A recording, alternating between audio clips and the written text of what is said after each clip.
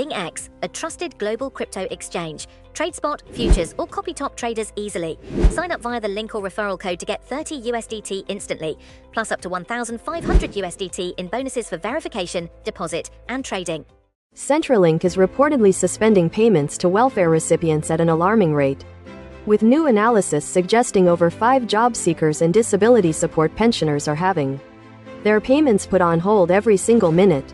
This surge in suspension actions, totaling a staggering 2,683,605 between June 2024 and July 2025, is occurring under the government's mutual obligations regime, a system designed to ensure recipients are actively engaged in finding work.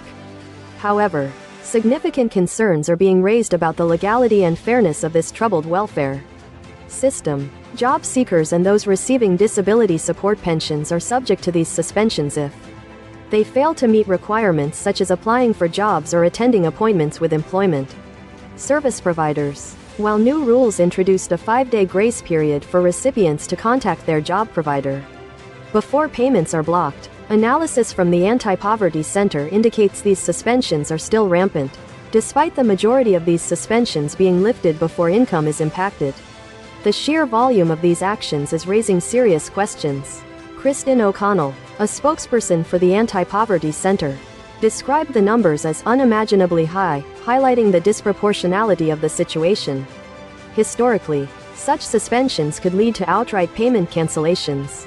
However, a significant shift occurred in March when all cancellations were paused as the government grapples with the question of their legal standing. The data underpinning these figures was compiled from various government departments, including Employment and Workplace Relations, Social Services, and the National Indigenous Australians Agency, encompassing job seekers, disability support pensioners, youth allowance recipients, and those on parenting payments. The exact number of individuals affected remains unclear, as some may experience multiple suspensions. Worryingly, approximately 30% of the 37,000 individuals participating in the Remote Community Development program received more than 5 payment suspensions in the most recent quarter alone.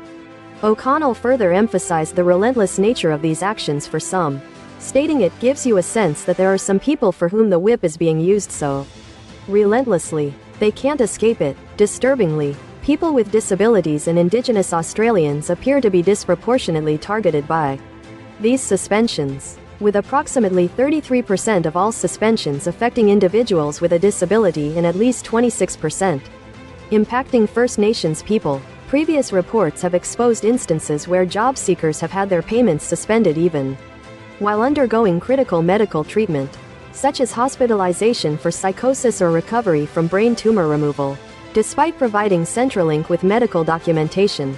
During a recent Senate estimates hearing, the Secretary for the Department of Employment and Workplace Relations acknowledged that the system was not always operating as intended and confirmed that the government is investigating whether employment service providers are making illegal decisions regarding suspensions and cancellations.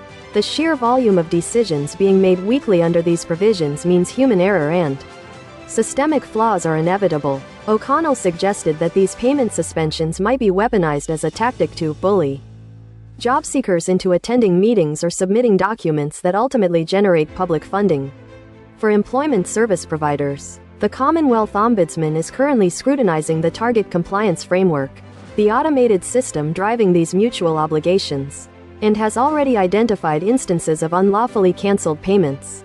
Welfare expert Christopher Rudge suggests that the issues uncovered by the Ombudsman could potentially extend to the entire mutual obligations compliance system, including suspensions. Economic Justice Australia's chief executive, Kate Allingham, is calling for an immediate halt to the suspension regime until its legality can be unequivocally proven, citing widespread reports from individuals who claim they never received adequate communication or warnings before facing payment suspension threats.